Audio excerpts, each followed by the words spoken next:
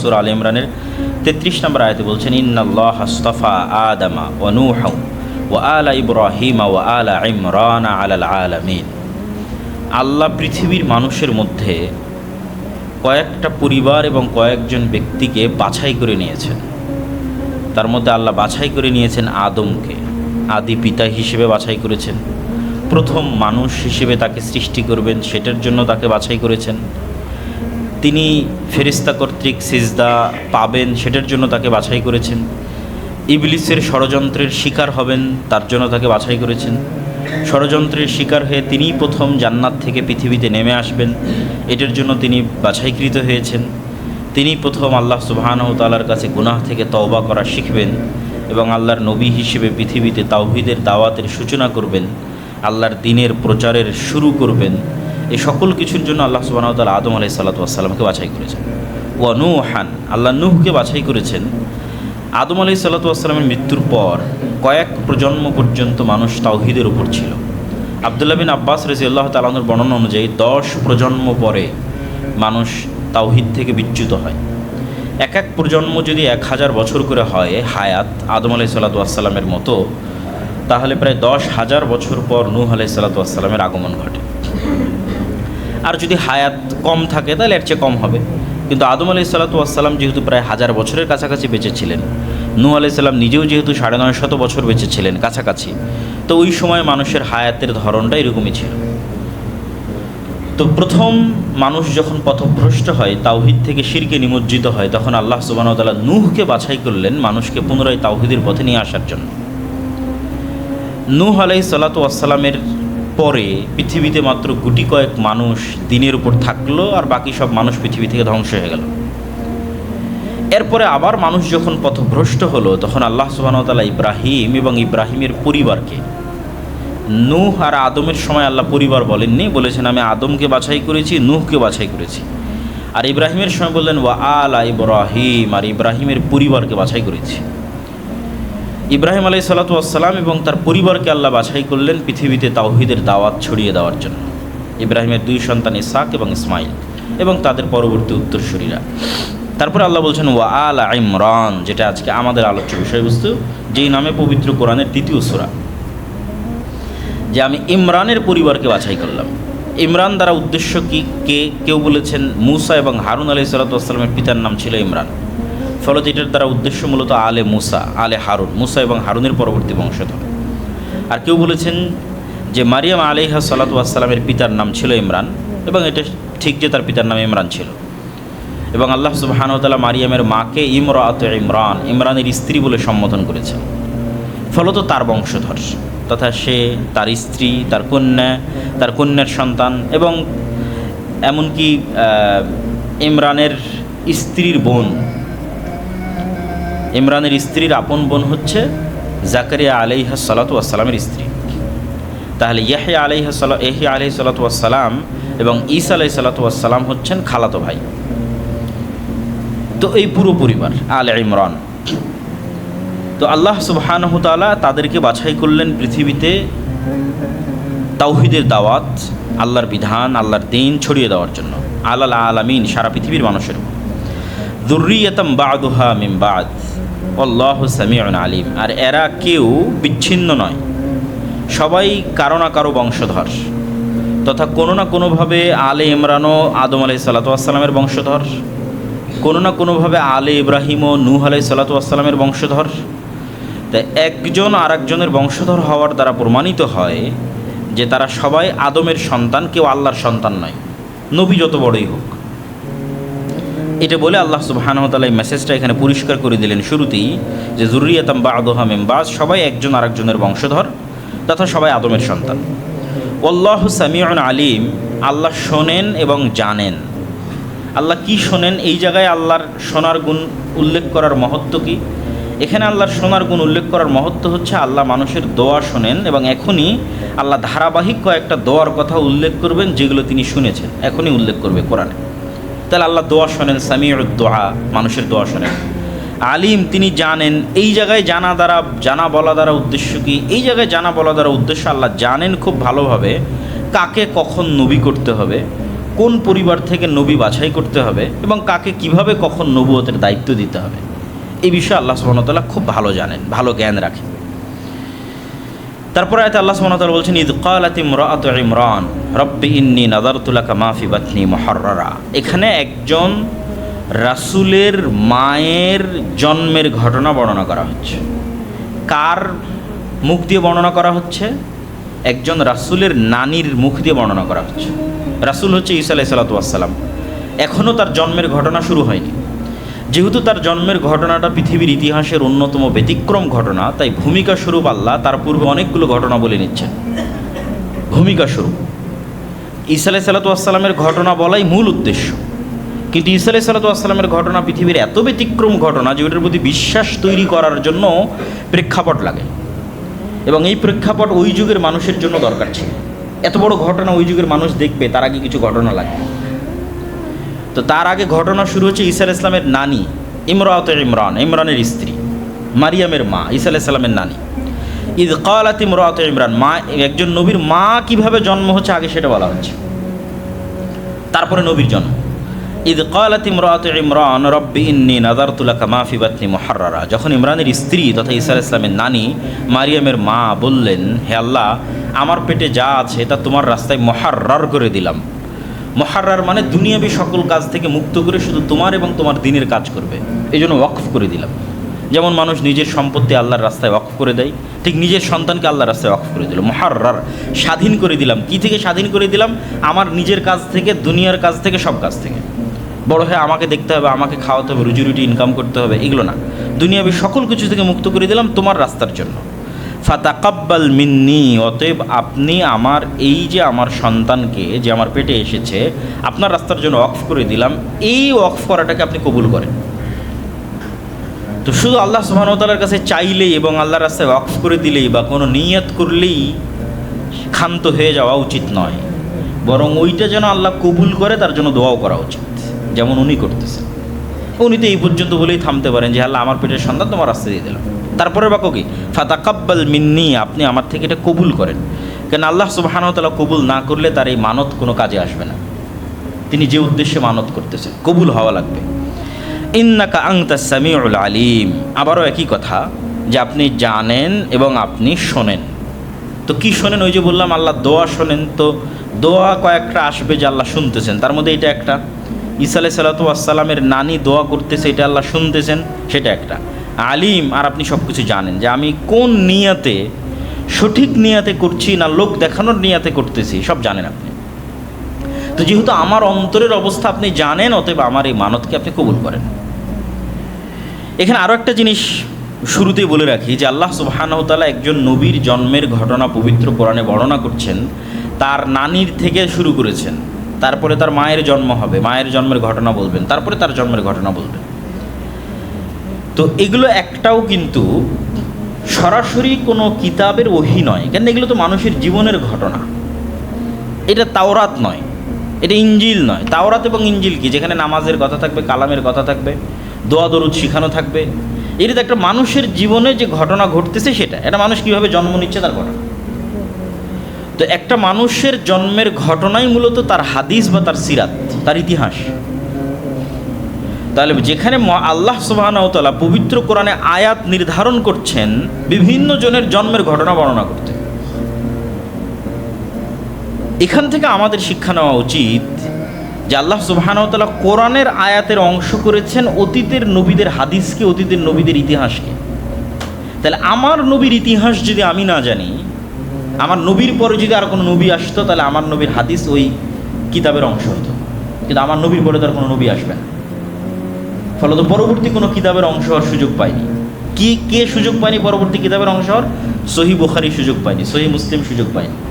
মানে বুখারী এবং মুসলিমে যে হাদিস আছে, এই হাদিসগুলো পরবর্তীতে কোনো আসমানি কিতাব আসলে সেই আসমানি কিতাবগুলোর আয়াত হতো। যেমন ঈসা এবং মারিয়ামের জন্মের ঘটনা কোরআনের আয়াত হয়েছে। ফলত রাসূল সাল্লাল্লাহু আলাইহি ওয়াসাল্লামেরও ইতিহাস এবং সিরাত জানা এবং হাদিস জানার গুরুত্ব আছে। এটা এখান থেকে আমাদের শিক্ষা নিতে হবে। ফালাম্মা ওয়াদাআতহা ক্বালাত রব্বি ইন্নী ওয়াদাতুহা উনসা। আল্লাহর রাস্তায় কোনো একজনকে ওয়াকফ করা হলে স্বাভাবিকভাবেই মানুষের মাথায় এটাই আসবে, দিনের দাওয়াত দেওয়া, ইবাদত বন্দিগি করা, আল্লাহ রাস্তায় জিহাদ করা পুরুষ মানুষেরই কাজ, অতীত থেকে এটাই হয়ে এসেছে। তো ইমরানের স্ত্রী তো এটাই ভাববেন যে তার পেটে আল্লাহ পুরুষ সন্তান দিয়েছেন, যদি আল্লাহ তার দোয়া কবুল করে থাকেন। আর যদি আল্লাহ কবুল করে না থাকেন তাহলে হয়তো নাও দিতে পারেন। ফালাম্মা ওয়াদাআতহা ক্বালাত রাব্বি ইন্নী ওয়াদা'তুহা উনসা, কিন্তু যখন উনি বাচ্চা প্রসব করলেন, ঈসা আলাইহিস সালামের নানি যখন তার মাকে জন্ম দিলেন, তখন তিনি দেখলেন যে তিনি কন্যা সন্তান প্রসব করেছেন। তখন তিনি বলছেন, বিস্ময়, আফসোস, আল্লাহর সিদ্ধান্তকে উপেক্ষা করে নয়, কিন্তু আশ্চর্য যে আমি যে দোয়া করলাম সেই দোয়া কবুল হতে হলে তো পুরুষ সন্তান লাগবে। তো বিস্ময় নিয়ে বলছেন, রব্বি ইন্নী ওয়াদা'তুহা উনসা, আল্লাহ আমি তো মেয়ে সন্তান প্রসব করেছি, তাহলে আমার দোয়ার কী হবে, আমার ওয়াকফ এবং মানতের কী হবে? তো আল্লাহ বলছেন, আল্লাহু আ'লামু বিমা ওয়াজাত, এটা কি আল্লাহর জন্য নতুন নাকি? আল্লাহ তো আগে থেকেই জানে তোমার পেটে কী আছে। আল্লাহ আজাল থেকেই জানেন, লাউহে মাহফুজ থেকেই জানেন, অতীত থেকে অনাদি থেকেই জানেন, এবং যখন তোমার পেটে আসে তখনও জানেন। এটা আল্লাহর জন্য আশ্চর্য না। আল্লাহু আ'লামু, আল্লাহ খুব ভালো জানে তোমার পেটে কী আছে এবং তুমি কী সন্তান প্রসব করছো। তবে ওয়ালাইসা যাকারু কাল উনসা, এই বাক্যটা হচ্ছে আমাদের জন্য সবচেয়ে শিক্ষণীয়, যে আল্লাহ সুবহানাহু ওয়া তাআলা এই বাক্যের যদি আমরা অর্থ করি, শাব্দিক অর্থ না করে বোঝানোর মতো যদি অর্থ করি, যে সব ছেলে কি এই মেয়ের মতো হতে পারবে যে মেয়ে এখন তোমার পেটে জন্ম নিচ্ছে? পৃথিবীর কোটি কোটি ছেলে মিলেও মারিয়াম আলাইহিস সালাতু ওয়াস সালামের মতো সম্মানিত হতে পারবে না, ওই জায়গা ওই মর্যাদায় পৌঁছতে পারবে না পৃথিবীর কোটি কোটি ছেলে। তাহলে পৃথিবীর সব ছেলে মিলে কি এই মেয়ের মতো হতে পারবে? সব ছেলে এই মেয়ের মতো নয় যে মেয়ে তোমার পেটে এখন দেওয়া হয়েছে এবং তুমি জন্ম দিলে। ওয়ালাইসা যাকারু কাল উনসা, বিশেষ মর্যাদামণ্ডিত, সুসম্মানিত এবং আল্লাহ কর্তৃক পবিত্র ঘোষণাকৃত অতি উঁচু আসন, এবং তার সম্মান এবং মর্যাদার কথা আল্লাহ সুবহানাহু ওয়া তাআলা নিজে কোরআনে বলবেন। তো এটার থেকে যেটা আমাদের জন্য শিক্ষা, সেটা হচ্ছে সকল কিছুই মানুষ যখন অকল্যাণকর মনে করে তখন সেটা অকল্যাণকর, আর মানুষ যখন কল্যাণকর মনে করে তখন কল্যাণকর। এটা আসলে হয় না। আল্লাহর হিকমতে আল্লাহ ভালো জানেন কোনটা কল্যাণকর কোনটা অকল্যাণকর। হলে তো সবসময় আপনার সিদ্ধান্তই ঠিক হবে, আর আপনি তাৎক্ষণিক আপনার চাওয়া না পেলে হতাশ হবেন, এটা নয়।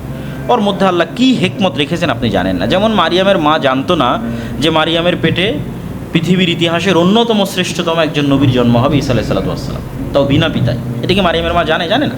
কিন্তু এটা আল্লাহ আগে থেকেই জানেন। ফলত আল্লাহ তার সন্তানকে কিসের জন্য প্রস্তুত করতেছেন এটা তার তিনি জানেন না, কিন্তু আল্লাহ জানেন। ওয়া ইন্নী সাম্মাইতুহা মারিয়াম, আর আমি তার নাম রাখলাম মারিয়াম। ওয়া ইন্নী উঈযুহা বিকা ওয়া যুররিয়াতাহা মিনাশ শাইতানির রাজীম, আর তার মা দোয়া করে বলছেন, হে আল্লাহ, আমার এই মেয়ে সন্তান এবং তার পরবর্তী বংশধরকে আমি তোমার আশ্রয় প্রার্থনা করছি শয়তান থেকে। আমার এই মেয়ে এবং তার পরবর্তী বংশধরের জন্য আশ্রয় প্রার্থনা করছি শয়তান থেকে।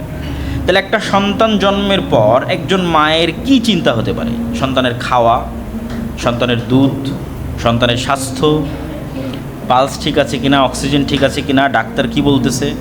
আরও যখন আস্তে আস্তে বড় হবে তখন তার রিজিক, খাওয়া দাওয়া, ক্যারিয়ার, শিক্ষা। আমাদের বাবা মায়ের চিন্তা এটাই। কিন্তু মারিয়ামের মায়ের মুখ দিয়ে কী উচ্চারিত হলো? আল্লাহ, আমার এই মেয়েটা সুস্থ থাকুক, এই মেয়েটার খাবারের ব্যবস্থা করে দাও, দুধ পাচ্ছে না দুধের ব্যবস্থা করে দাও। না, উঈযুহা বিকা ওয়া যুররিয়াতাহা মিনাশ শাইতানির রাজীম, আল্লাহ শয়তান থেকে আশ্রয় দাও। তাহলে একজন মুমিন মায়ের চিন্তা তার সন্তানের বিষয়ে কি হতে পারে, সেটার শিক্ষা, মানে সন্তান লালন পালনের ইমানই ভিত্তি কি হতে পারে সেটার শিক্ষা এখানেই আছে। সেটা হচ্ছে ইমান এবং শয়তানের ষড়যন্ত্র থেকে শয়তানকে সুরক্ষার চিন্তাই একজন মা এবং একজন পিতার সবার আগে প্রাধান্য দিতে হবে। এবং আল্লাহ সুবহানাহু ওয়া তাআলা এই দোয়া কবুল করো তো মারিয়াম এবং তার সন্তানকে এমনভাবে শয়তানের স্পর্শ থেকে হেফাজত করেছেন যে যেই স্পর্শ প্রত্যেক আদম সন্তানের জন্য লাজেম ছিল সেটা থেকে হেফাজত করেছেন। সেটা যে জন্মের পরে প্রত্যেক আদম সন্তান শয়তানের স্পর্শে আসে, এটা রাসূল সাল্লাল্লাহু আলাইহি ওয়াসাল্লামের সহিহ হাদিস। এবং শয়তানের স্পর্শেই সে জন্মের পরে কেঁদে ওঠে। কিন্তু শুধু দুইজনকে শয়তানে স্পর্শ করার সুযোগ পায়নি এই দোয়ার কারণে। সেই দুইজন হচ্ছে মারিয়াম এবং মারিয়ামের সন্তান ঈসা আলাইহিস সালাতু ওয়াস সালাম।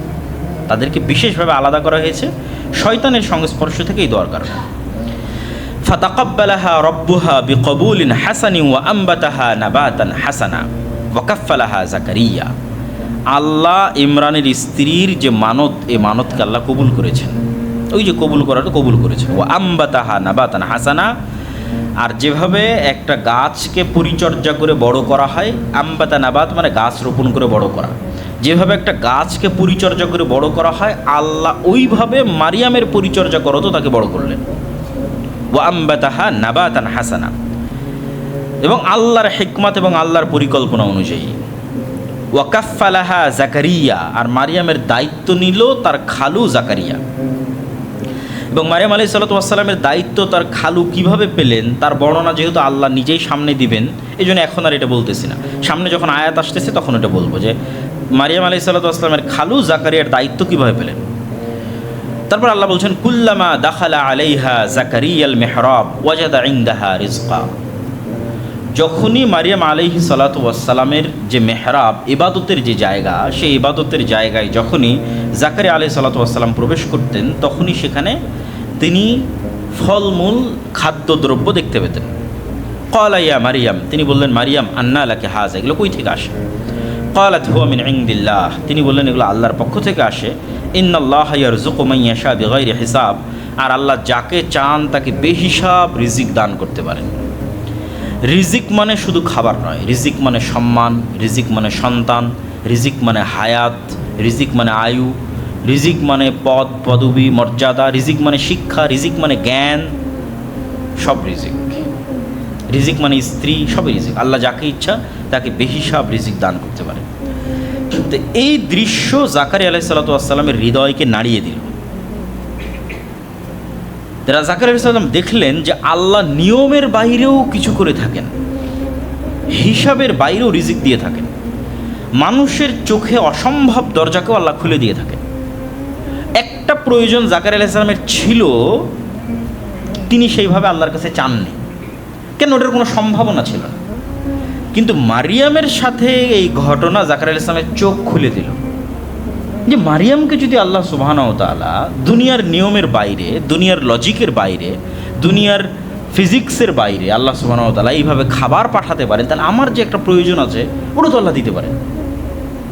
ওটা যে অসম্ভব মনে হওয়াতে উনি চাননি এতদিন, এবার উনি চাইবেন সাথে সাথে। তখনই হুনালিকা দাআ জাকারিয়া রাব্বাহ, তিনি ওই মুহূর্তেই তার রবের কাছে এমন কিছু চাওয়ার ইচ্ছা করলেন যা বাহ্যিক দৃষ্টিতে দীর্ঘদিন তার কাছে অসম্ভব মনে হয়েছে, এই জন্য চাননি। কিন্তু মারিয়ামের এই ঘটনা দেখে তিনি চাইলেন, কি বললেন? রব্বি হাবলি মিন লাদুনকা যুররিয়াতান তাইয়্যিবাহ, হে আল্লাহ, মারিয়ামকে যদি আপনি অসময়ে খাবার দিতে পারেন তাহলে আমাকেও তো সন্তান দিতে পারেন। দীর্ঘদিন থেকে এটা আমার চাওয়া ছিল, কিন্তু চাওয়ার সাহস করিনি, কেন? অসম্ভব। কেন অসম্ভব? ওটা তিনি নিজেই ব্যাখ্যা করবেন। ইন্নাকা সামিউদ দুআ, আর আপনি তো দোয়া শুনেন। ইমরানের স্ত্রীর দোয়া শুনেছেন, মারিয়ামের মায়ের দোয়া শুনেছেন, আপনি দোয়া শুনেন। ওই যে আগে বলে এসেছে সামিউন, আল্লাহ শুনেন। কি শুনেন? সামিউদ দোয়া, দোয়া শুনেন। আল্লাহ সর্বশ্রোতা, মানুষের দোয়া শুনেন।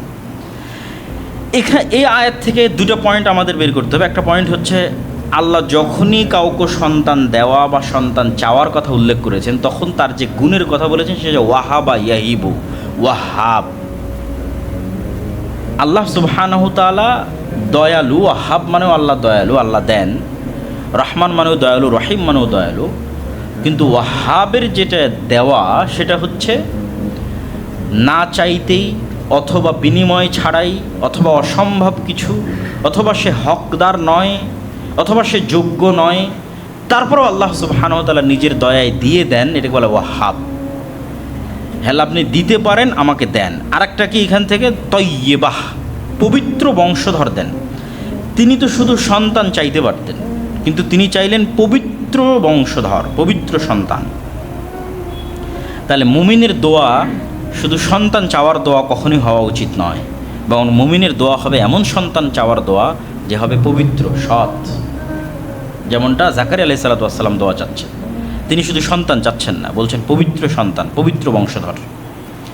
ফানাদাতহুল মালাইকাতু ওয়া হুয়া কায়িমুন ইউসাল্লি ফিল মিহরাব, জাকারিয়া আলাইহিস সালাতু ওয়াস সালাম ইনস্ট্যান্ট এই দৃশ্য দেখে ইনস্ট্যান্ট দোয়া করলেন। এবার ইমিডিয়েট সাথে সাথেই আল্লাহ সুবহানাহু ওয়া তাআলা ফেরেশতা দিয়ে তাকে উত্তর দিচ্ছেন। যখন তিনি তার সালাত শেষই করেননি, তিনি সালাতে দাঁড়িয়ে দোয়া করতেছেন, সালাত শেষই করেননি, তখনই ফেরেশতা তাকে ডাক দিয়ে বলছে ইন্নাল্লাহা ইউবাশশিরুকা বিয়াহইয়া মুসাদ্দিকাম বিকালিমাতিন মিনাল্লাহ ওয়া সাইয়্যিদান ওয়া হাসূরান ওয়া নাবিয়্যাম মিনাস সালিহিন। আল্লাহ তোমাকে সুসংবাদ দিচ্ছে একটা সন্তানের, তার নামও আল্লাহ বলে দিচ্ছে। এবং আমরা যখন সূরা মারিয়ামের অনুবাদ করব তখন এটার সাথে আরও কিছু তথ্য যুক্ত হবে। আল্লাহ সুবহানাহু ওয়া তাআলা একটা সন্তানের সুসংবাদ দিচ্ছে, তার নামও বলে দিচ্ছে, তার নাম হবে ইয়াহইয়া। তার গুণ কী হবে? এক, মুসাদ্দিকাম বিকালিমাতিন মিনাল্লাহ, অচিরেই আল্লাহর একটা কালিমা আসবে, সেই কালিমাকে সে সত্যায়ন করবে। আল্লাহর কালিমা হচ্ছে ঈসা আলাইহিস সালাতু ওয়াস সালাম। আল্লাহর এই কালিমার উপর প্রথম ঈমান আনয়নকারী হচ্ছে ইয়াহইয়া আলাইহিস সালাতু ওয়াস সালাম।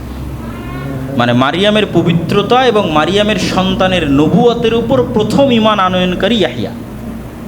এটা আল্লাহ আগেই বলে দিচ্ছেন, সে মুসাদ্দিকাম বিকালিমাতিন মিনাল্লাহ, আল্লাহর একটা কালেমা অচিরেই আসবে, সেই কালেমার সে সত্যায়নকারী হবে। ওয়া সাইয়্যিদান, সে নেতা হবে। ওয়া হাসূরান, হাসুর মানে ধৈর্যশীল, ধৈর্যের সর্বোচ্চ চূড়ায় পৌঁছলে হাসুর বলা হয়। ধৈর্যের সর্বোচ্চ চূড়া কি হতে পারে? সেটা হচ্ছে হাসুর।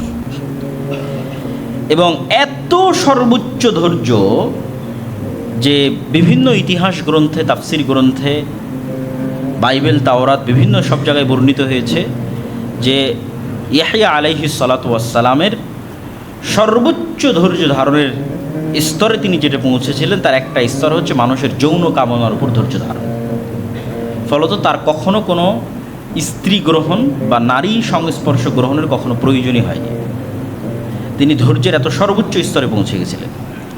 ওয়া নাবিয়্যাম মিনাস সালিহিন, তিনি সর্বোচ্চ স্তরের ধৈর্য ধারণকারী হবেন, নবী হবেন, সৎ কর্মশীল বান্দাদের অন্তর্ভুক্ত হবেন। এতগুলো গুণ আল্লাহ সুবহানাহু ওয়া তাআলা ইয়াহইয়ার জন্য বললেন। কোন ইয়াহইয়া? যে জাকারিয়া এখন মারিয়ামের খালু, যিনি এখন তার সন্তানের জন্য দোয়া করছেন, তার যে সন্তান হবে তার গুণ বলছেন। তা আল্লাহ সুবহানাহু ওয়া তাআলার এই ভবিষ্যৎবাণী শোনার পর জাকারিয়া আলাইহিস সালাতু ওয়াস সালাম বিশ্বাস করতেন যে আল্লাহ তাকে চাইলে সন্তান দিতে পারে, কিন্তু সত্যি সত্যি আল্লাহ তাকে সন্তান দিয়ে দিবেন এত বড় আশা উনি করেননি। আর এত দ্রুত আল্লাহ তার দোয়া কবুল করবেন, এটা যেন মেঘ না চাইতেই বৃষ্টির মতো। তাই তিনি আনন্দের আতিশয্যে বিস্ময়ে আল্লাহকে বলছেন, রব্বি আন্না ইয়াকুনু লি গোলাম, অস্বীকার করে নয়, বিস্ময়ে, যে আল্লাহ আমার কেমনে সন্তান হতে পারে। অকাদ বালাগানিয়াল কিবার, আমি তো বৃদ্ধ হয়ে গেছি। ওয়ামরাআতি আকির, আমার স্ত্রী বন্ধ্যা। সন্তান হওয়ার কোনো দুনিয়াবি লজিক নাই। পৃথিবীতে সন্তান প্রজননের যে নিয়ম, সেই নিয়মের মধ্যে আমার এবং আমার স্ত্রীর সাধ্য নাই। ক্বালা কাযালিকা আল্লাহু ইয়াফআলু মা ইয়াশা, আল্লাহ বললেন যে আল্লাহ এভাবেই যা ইচ্ছা তাই সৃষ্টি করতে পারেন। পৃথিবীতে সন্তান প্রজননের নিয়মও আল্লাহর সৃষ্টি। আর এই সন্তান প্রজননের নিয়মের বাইরেই আল্লাহ সবার আগে আদমকে সৃষ্টি করেছে। আর এই সন্তান প্রজননের নিয়মের বাইরেই আল্লাহ আদমের স্ত্রী হাওয়াকে সৃষ্টি করেছে। তাহলে আল্লাহর জন্য নিয়ম নয়, কেন নিয়ম তো আল্লাহই তৈরি করেছে। ওয়া কাযালিকা আল্লাহু ইয়াফআলু মা ইয়াশা। আর এই ঘটনাই পরবর্তীতে ঈসা আলাইহিস সালাতু ওয়াস সালামের অলৌকিক জন্মের উপর ঈমান আনার জন্য জাকারিয়া এবং ইয়াহইয়াকে সহযোগিতা করবে। আমি বললাম না যে এতগুলো ঘটনা বর্ণনা হচ্ছে একটা প্রেক্ষাপট তৈরি করার জন্য, কেন সবচেয়ে ভয়ঙ্কর ঘটনা তো সামনে আসতেছে, সেটার প্রেক্ষাপট তৈরি হচ্ছে। প্রথম প্রেক্ষাপট হচ্ছে মারিয়ামের নিজেরই জন্ম। তারপরের প্রেক্ষাপট কি? মারিয়ামের কাছে অসময়ে খাদ্য আসতেছে। তারপরে প্রেক্ষাপট কি? জাকারিয়া দোয়া করলেন, সাথে সাথে দোয়া কবুল হয়ে গেল। জাকারিয়া নিজে বৃদ্ধ, তার স্ত্রী বন্ধ্যা, তারপরও তাদের সন্তান হবে। এগুলোর দ্বারা একটা প্রেক্ষাপট তৈরি হচ্ছে যেন এরা অন্তত ঈমান আনয়ন করতে পারে যখন ঈসা আলাইহিস সালামের জন্ম হবে। এবং যখন ঈসা আলাইহিস সালামের জন্ম হবে তখন এনারাই প্রথম ঈমান আনয়ন করবেন, জাকারিয়া এবং ইয়াহইয়া। কেন? অলরেডি তারা এক্সপ্লোর করেছে যে আল্লাহ পারে, তার নিজের জীবনে এক্সপ্লোর করেছে। ক্বালা রাব্বি জাআল্লি আয়া, হে আল্লাহ এত বড় ব্যতিক্রম ঘটনা ঘটবে, এর একটা নিদর্শন দেন। বিশ্বাস হচ্ছে না। কেমনে বিশ্বাস করবো যে কখন আমার স্ত্রী গর্ভধারণ হচ্ছে?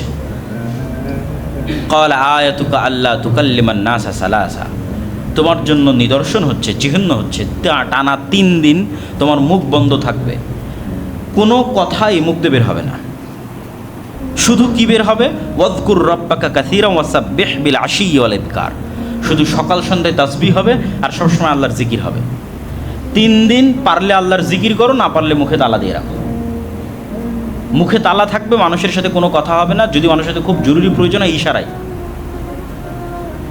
কিন্তু মুখ খোলা যাবে না। আর মুখ যদি খোলে তাহলে আস্তাগফিরুল্লাহ, আলহামদুলিল্লাহ, লা ইলাহা ইল্লাল্লাহ, লা ইলাহা ইল্লাল্লাহু ওয়াহদাহু লা শারীকা লাহু, লাহুল মুলকু ওয়া লাহুল হামদু ওয়া হুয়া আলা কুল্লি শাইইন কাদির, সুবহানাল্লাহি বিহামদিহি, সুবহানাল্লাহিল আযীম। এগুলো জিকির, আজকার, তাসবিহ, তাহলিল। তা মহান আল্লাহ সুবহানাহু ওয়া তাআলার এই নির্দেশ কি প্রমাণ করে? যে 3 দিন তিনি মানুষের সাথে যাবতীয় কথা বন্ধ রাখা, মাত্রাতিরিক্ত জিকির এবং সকাল সন্ধ্যা তাসবিহ পাঠের বরকতেই মহান আল্লাহ অসম্ভবকে সম্ভব করে দেবেন। আল্লাহু আকবার। আর এই 3 দিনের মধ্যেই তার স্ত্রী গর্ভবতী হবেন। মানুষ যদি জীবনে বড় কিছু অর্জন করতে চায় তাহলে অতিরিক্ত জিকির এবং সকাল সন্ধ্যার তাসবিহ পাঠের কোনো বিকল্প নাই। আল্লাহ জাকারিয়ার জন্য এত বড় অসম্ভবকে সম্ভব করে দিচ্ছেন। অপ্রয়োজনীয় কথা বন্ধ, জিকির, আজকার এবং সকাল সন্ধ্যার তাসবিহ। তো আপনার জীবনেরও অনেক অসম্ভব আল্লাহ সম্ভব করে দিতে পারে জিকির দিয়ে, অনেক অসম্ভবকে আল্লাহ সম্ভব করে দিতে পারে সকাল সন্ধ্যার তাসবিহ দিয়ে। এর চেয়ে শক্তিশালী এবং এর চেয়ে পাওয়ারফুল অন্তত বর্তমান পৃথিবীতে কিছু নাই সকাল সন্ধ্যার জিকিরের চাইতে। আর সর্বশ্রেষ্ঠ জিকির পবিত্র কোরআন। ওয়াইদ ক্বালাতিল মালাইকাতু ইয়া মারইয়াম ইন্নাল্লাহা আসতাফাকি ওয়া তাহহারাকি ওয়াসতাফাকি আলা নিসাইল আলামিন। এবার মূল ঘটনার প্রেক্ষাপট তৈরি করা সম্পূর্ণ। এবার আল্লাহ মারিয়ামকে বলছেন ফেরেশতাদের মাধ্যমে, হে মারিয়াম, ইন্নাল্লাহা আসতাফাকি, আল্লাহ তোমাকে বাছাই করেছেন, ওয়া তাহহারাকি, এবং আল্লাহ তোমাকে পবিত্র করেছেন, ওয়াসতাফাকি আলা নিসাইল আলামিন, আর আল্লাহ তোমাকে বাছাই করেছেন সারা পৃথিবীর সকল মহিলার উপর। তো 2 বার বাছাই করার অর্থ কি? ধারাবাহিকভাবে বলে যাচ্ছি। স্মরণ করুন সেই সময়ের কথা যখন ফেরেশতারা বলল, হে মারিয়াম, আল্লাহ নিশ্চয় তোমাকে মসজিদে আকসার খেদমতের জন্য বাছাই করেছেন। এটা প্রথমবার তার মায়ের মানতের কবুলিয়াতে মসজিদে আকসার খেদমতের জন্য বাছাই করেছেন, যা মূলত তার মায়ের মানতের কবুলিয়াত ছিল। আর তিনি তোমাকে তোমার মায়ের দোয়া অনুযায়ী শয়তানের প্ররোচনা থেকে পবিত্র করেছেন। আর মারিয়াম আলাইহিস সালাতু ওয়াস সালামের সর্বোচ্চ পবিত্রতা কী ছিল? শারীরিকভাবে আল্লাহ তাকে পবিত্র করেছিলেন হায়েজ এবং নিফাস থেকে। তিনি কোনো দিন হাইজা হননি এবং তার নেফাস হয়নি সন্তান প্রসবের পর। আর শারীরিক পবিত্রতার সর্বোচ্চ স্তর ছিল আল্লাহ সুবহানাহু ওয়া তাআলা তাকে পুরুষের সংস্পর্শ থেকে চিরদিনের জন্য পবিত্র করেছিলেন। আর মানসিকভাবে আল্লাহ সুবহানাহু ওয়া তাআলা তোমাকে সকল গুনাহ এবং গুনাহের চিন্তা থেকে পবিত্র করেছে।